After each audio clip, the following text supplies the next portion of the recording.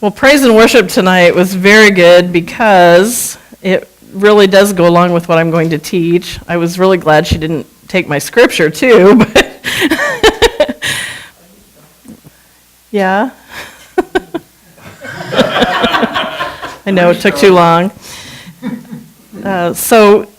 Tonight, actually one of the songs talked about, I can't remember the words, that talked about going back and looking at all of the things that happened through the scriptures. I don't remember how it went, but we're going to go back tonight and we're going to talk about Moses in the wilderness.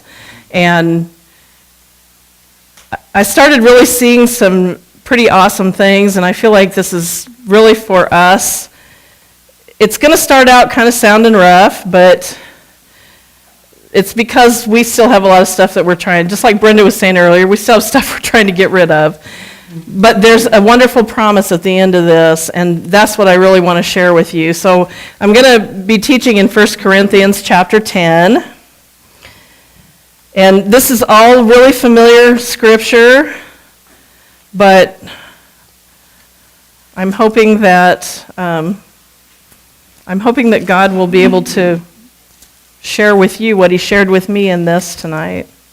Starting in verse 1, "For I do not want you to be ignorant, brethren, that our forefathers were all under and protected by the cloud in which God's presence went before them, and every one of them passed safely through the Red Sea. And each one of them allowed himself also to be baptized into Moses in the cloud and in the sea. They were thus brought under obligation to the law, to Moses, and to the covenant, consecrated and set apart to the service of God. And all of them ate the same spiritual, supernaturally given food, and they all drank the same spiritual, supernaturally given drink.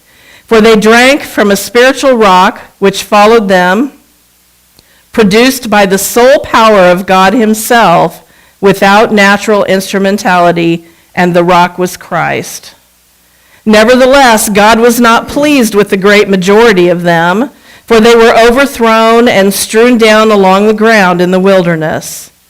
Now these things are examples, warnings, and admonitions for us not to desire or crave or covet or lust after evil and carnal things as they did. Do not be worshippers of false gods, as some of them were. As it is written, the people sat down to eat and drink the sacrifices offered to the golden calf at Horeb, and rose to sport, to dance, and give way to jesting and hilarity. We must not gratify evil desire and indulge in immorality, as some of them did, and 23,000 suddenly fell dead in a single day. We should not tempt the Lord, try his patience, become a trial to him, critically appraise him and exploit his goodness, as some of them did and were killed by poisonous serpents. Nor discontentedly complain, as some of them did, and were put out of the way entirely by the destroyer, death. Now these things befell them by way of a figure, as an example and warning to us. They were written to admonish and fit us for right action by good instruction, we in whose days the ages have reached their climax, their consummation and concluding period.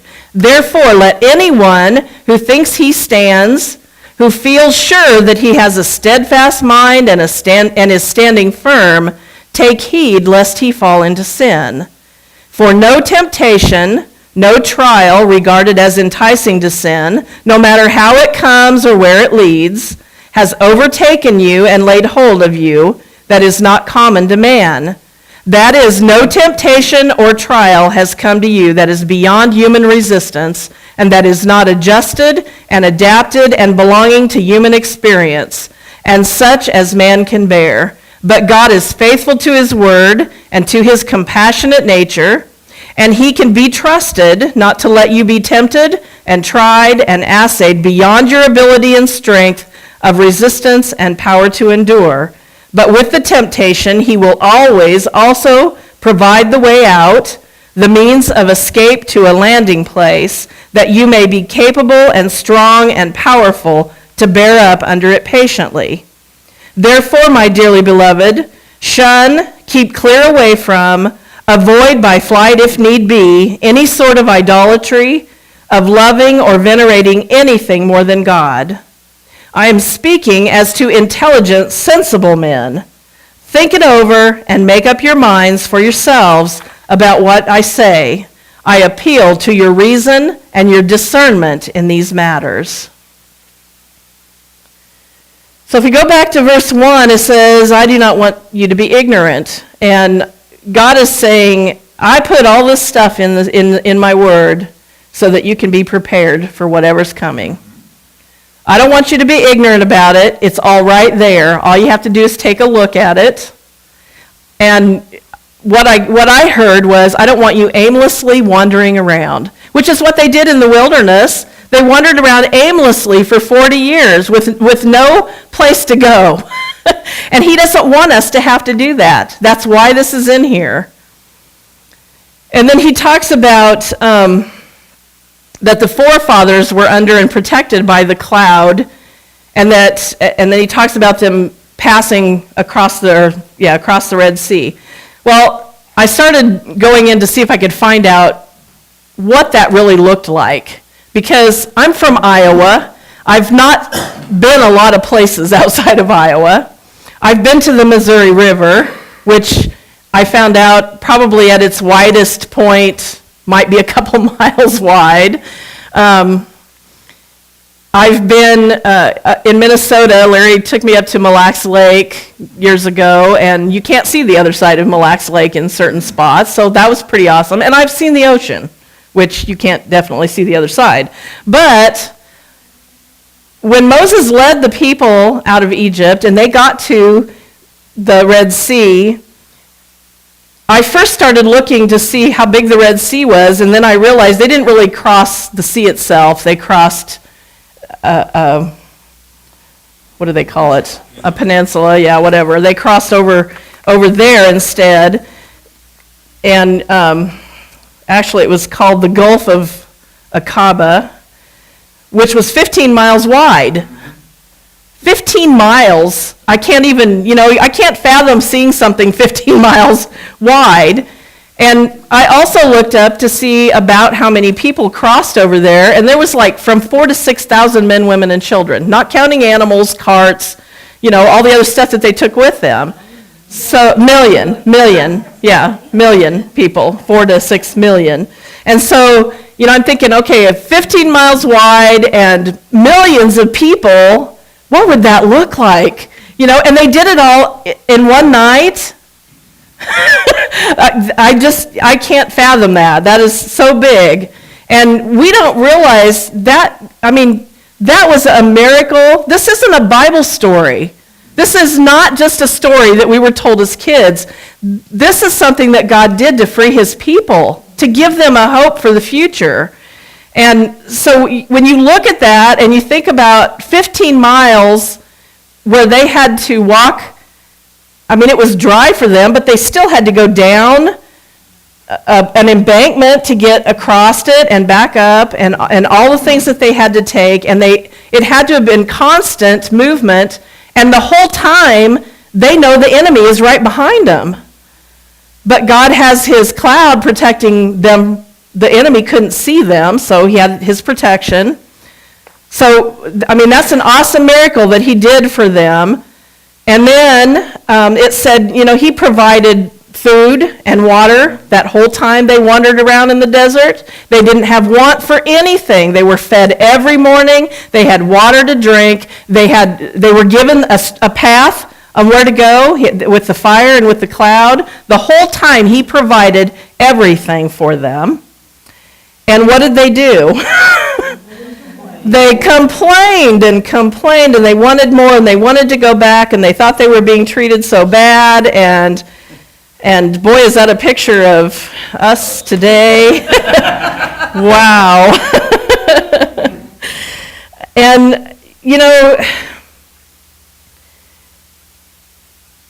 he says right in this scripture, and it starts in verse 5, he says, God was not pleased with the majority of them. And what he wasn't pleased with, he points out in these scriptures. he gives examples of the things that he warned them about and the things that they did. They were worshiping false gods. And how many of us, even in this body, Brenda was saying tonight, we can't look at what's going on in the things that are going on out there. We have to look at this body right here. And how many false gods do we still follow in our lives? And I started really thinking about what false gods are. They built golden calves, and then they ate the sacrifices, and then they made light of it like it was no big deal. Well, how many times has God given us something and we've made light of it? It's the same thing. It's the same thing when we do it. And we read this and we think, oh, how terrible that they would make light of that. But we do it all the time because God provides things for us, and then we just take it so lightly that we don't even realize what God has sacrificed himself just to provide those things for us. He doesn't have to. He does it because he loves us. And worshiping false gods is, that could be family, it could be a job, it could be monetary things like a car or furniture, or, it could be anything like that. But how many of those things have we placed as a God in our life? And even beyond that, how many gifts that God has given us in healing or intercession or prayer, any of those things, how many of those things have we built an idol to and stopped at?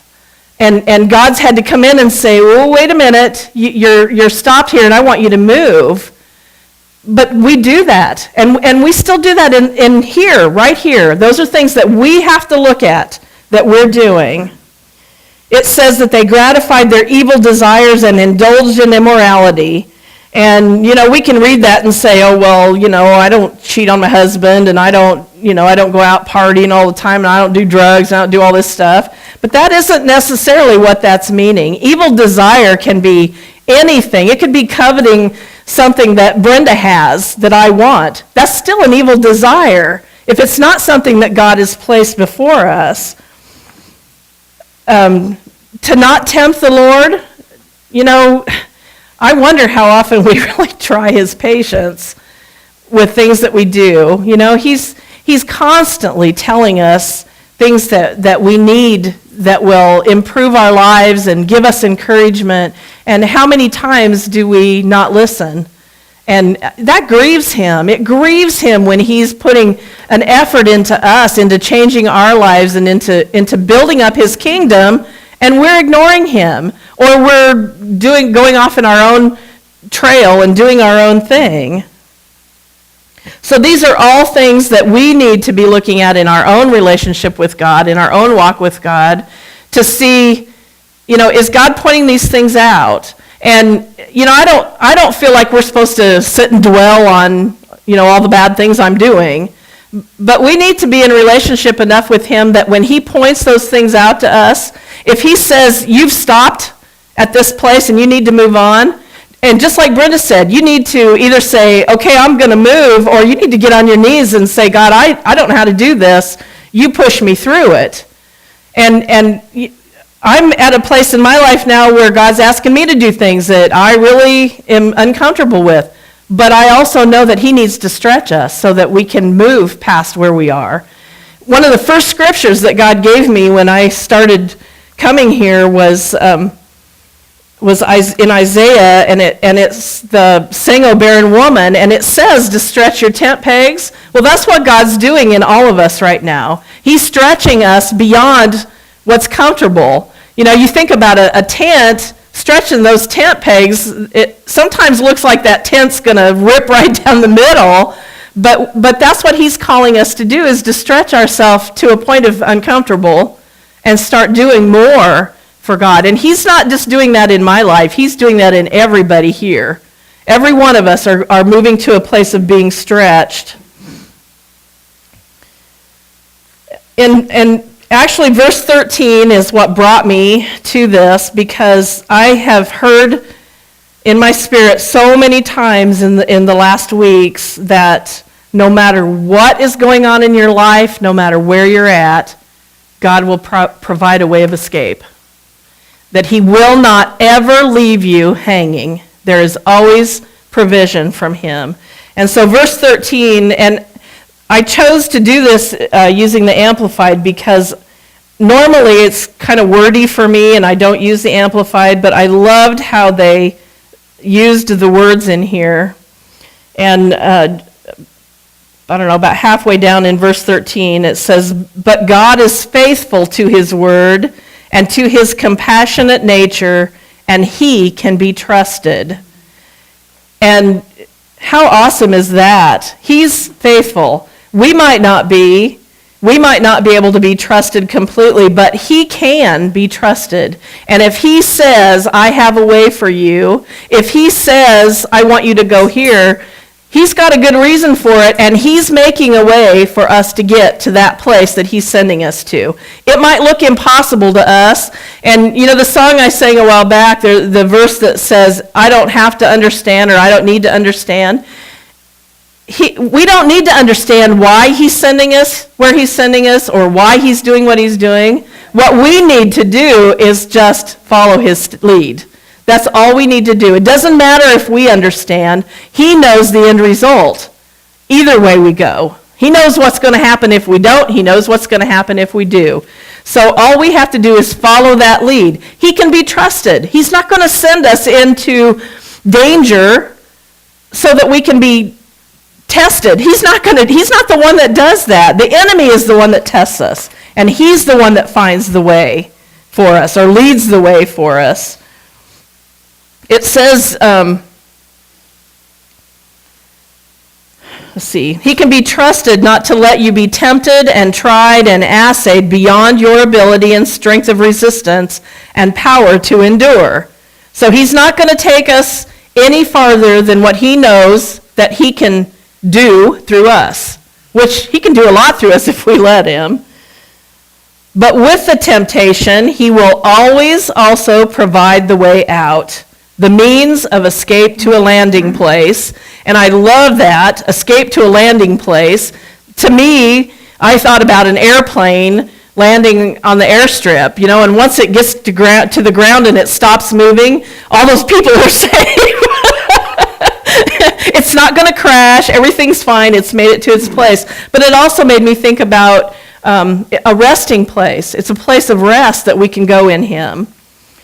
That you may be capable and strong and powerful to bear up under it patiently. So he brings us to a place of rest so that he can build us up. He can bring strength to us, the power to get through it, and for us to do it patiently, to patiently wait as he does what he needs to do in us to prepare us for the next move. And he works constantly. So he gives us a way of escape. When we get, even if it's our fault, he gives us a way of escape. And, which most of the time it is. But he gives us a way of escape. And then if we follow his direction in it, he brings us to a place of rest in that. And during that time of rest, that's when he begins to build us up and prepare us for the next move that he's going to make. And the very last verse, verse 15, "I am speaking as to intelligent, sensible men and women. Think it over and make up your minds for yourselves about what I say. I appeal to your reason and your discernment in these matters." And I liked what that said in the Amplified because he's constantly appealing to us to think it through, to look at the choices. You can choose your own way, which most of us in this place know by choosing our own way, we've chosen destruction time and time again. Or you can choose his way, which most of us here knows, if we do, it's going to bring us victory in the end. And so I feel like that's, and you know, when Brenda did the covenant song in praise and worship, that is so awesome to me because this is a covenant that he made with us. He promised us that no matter what is going on in our life, even if we're wandering around in the wilderness, if we will follow his direction, if we do what he says in every step, he's going to bring us to the promised land. He's going to bring us to the place of promise that he's given for all of his people. And it said in the in the one scripture in here about, now I can't find it.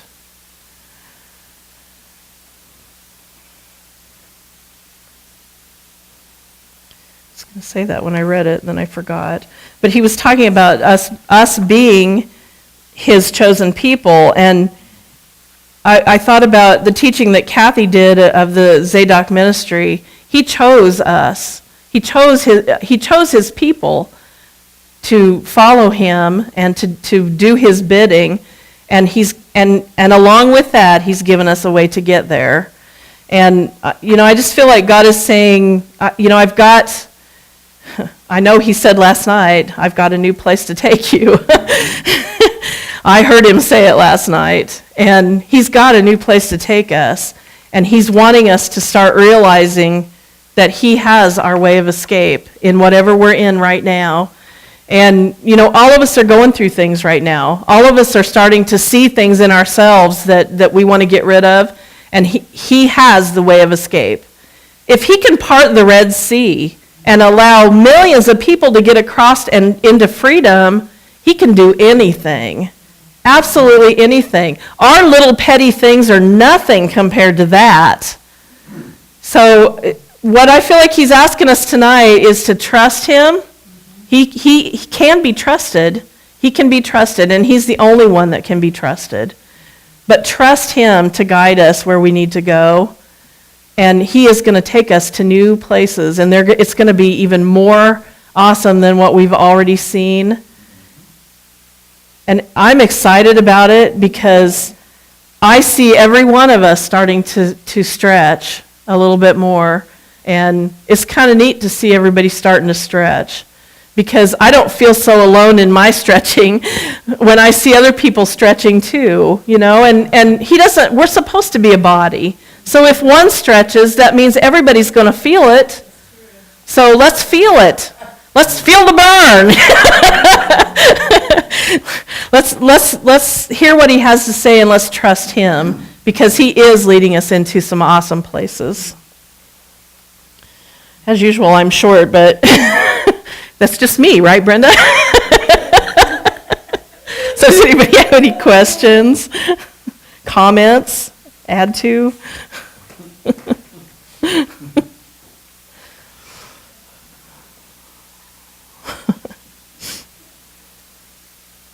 So basically, you're just saying that if we do it our way, we're ignorant. Yes! If we do it his way, we're sensible, right? Yes, I am. I am saying that. I am saying that, yes. That is very true. Every time we choose to do it our way, we're ignorant. And sadly.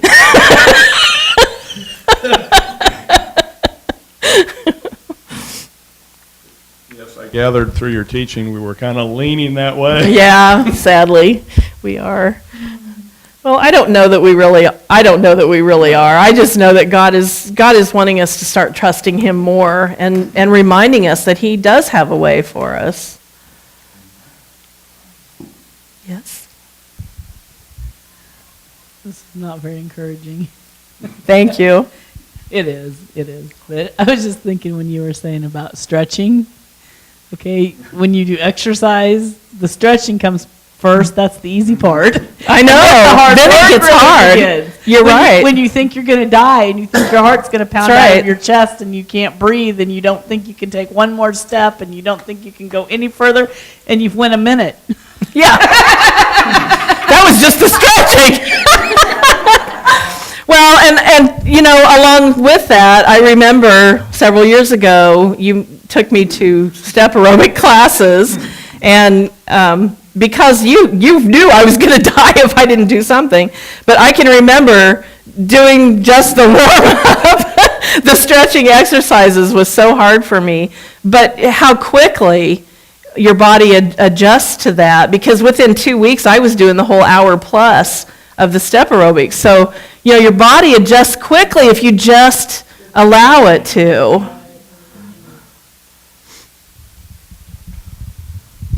You've gone camping many times. Oh, yes. Now you know yourself that if you have a tent sitting there, and it's sort of just sitting there loosely, what's going to happen when a good strong wind comes? Yeah. It's going to shake Stretch it down. that tent stake and get it taut, Yep. because that means you will be soundly grounded in what you're going for. That's right, because it will stand better if it's pulled tight.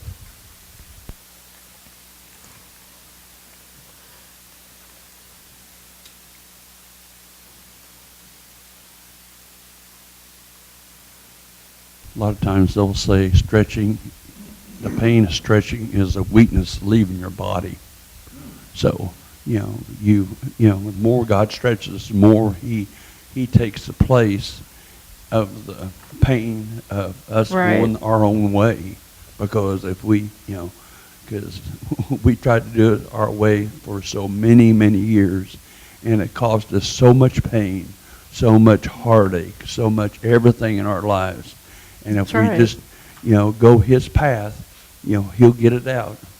Keep on stretching, keep on making us better, and we'll finally get to what he wants us to be. That's right.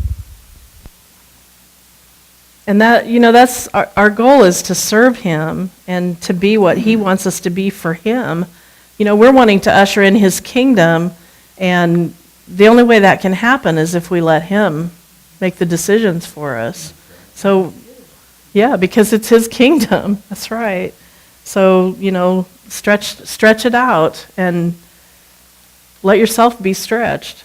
It isn't as painful as you think either. It just, our mindset has, we've kind of let our mind rule those things to where we kind of get worked up and think it's going to be so hard and all of this.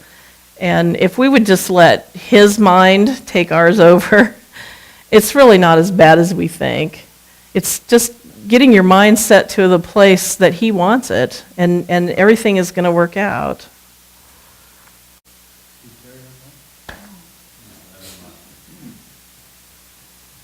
I think that is a real key too about the trusting him, because if we could ever just learn to completely 100% trust him, none of this would be as hard as I know. it is. Because that was just cool the way that read.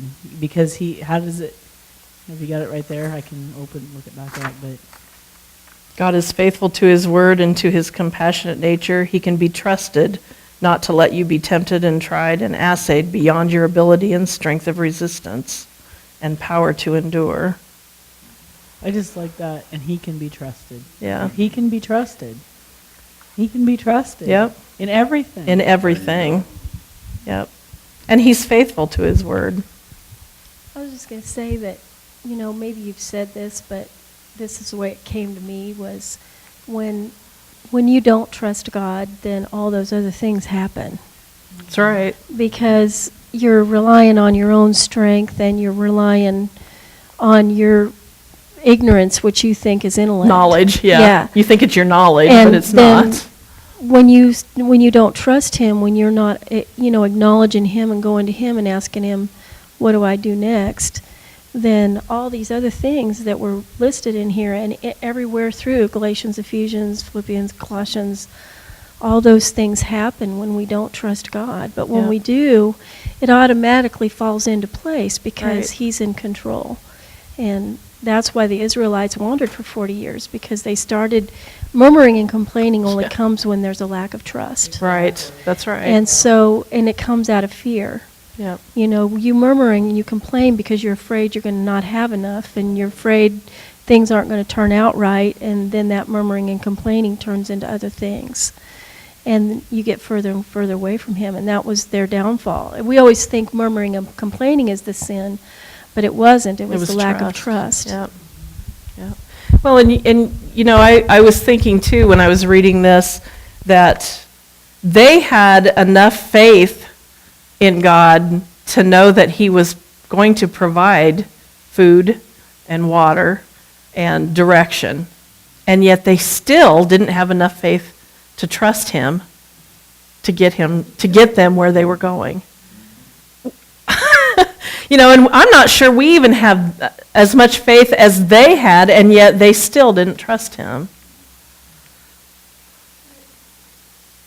Tendency to just kind of, I've looked at that before, and I think it was out of his goodness that all those things happened. It didn't have anything to do with their faith, because the sun comes up every day. Right. It rains. We get provided in ways that we don't even comprehend every day, you know, and we still complain.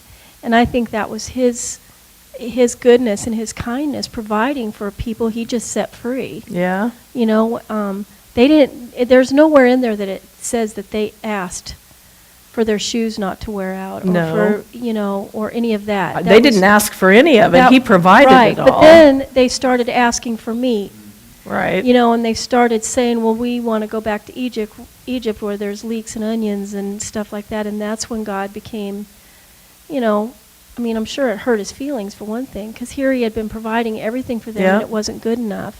And aren't we like that? Yes, we are. You know, he provides everything for us, and then it's not good enough, and we start complaining because we want our own way, basically, is what it is. We want Yeah. what we want, and if we trust him, we got to get what he wants. We think that's always lack. I don't know why we think that. But I know. Well, I think we get an idea that he's going to take away from us, and really, the only thing he has ever taken away from me is the things that hurt me. So. Well, and I thought of this in the beginning when you were saying they thought lightly of it, and how much do we think lightly of? And our minds always go to the physical things, you know, which he has provided. He's given me so many things Yeah. in the natural realm. But go deeper than that. All the things that we were talking about before praise and worship, he's already provided a way for us to get out of anger, out of gossip, out of Exactly. jealousy, out of covetousness, out of all of these things that we don't want in our lives. He's already provided that way out of us. And how lightly do we think of that? Yeah. Because every time that we let, in, even the grumbling, complaining, every time we grumble and complain, every time we get angry, every time we get jealous, every time, you know, that we do all those things, and we're kind of at a place now where most of the time we know. Yeah. You might You feel it. You might step into it a second without realizing it, but within a few seconds, you're knowing, I shouldn't be saying this, I shouldn't be doing this, I shouldn't be acting like this. Right. And look at the price he paid so we don't have to be doing that, and how lightly, every time we continue in that, when we're hearing inside of ourselves, you need to stop, and we continue in that, how lightly are we thinking of what he did for us to pay the price to not do that? Yeah. That's kind of sickening when you think about It it. is. It is. One of the biggest things to me is always, why did God do it? It is because he is love, and everything he has done has always been out of love. And it's just, I quite often go back to seeing him walk on the water, or when he was resting in the boat and the storm was raging. And I realize he wasn't afraid. He had no reason for himself to calm the storm, but he did it for the disciples that were in the boat. And the same way is for us. He does things for us because he loves us. No other reason. That's why he has provided a way of escape in all things, because of his love. And because he's faithful.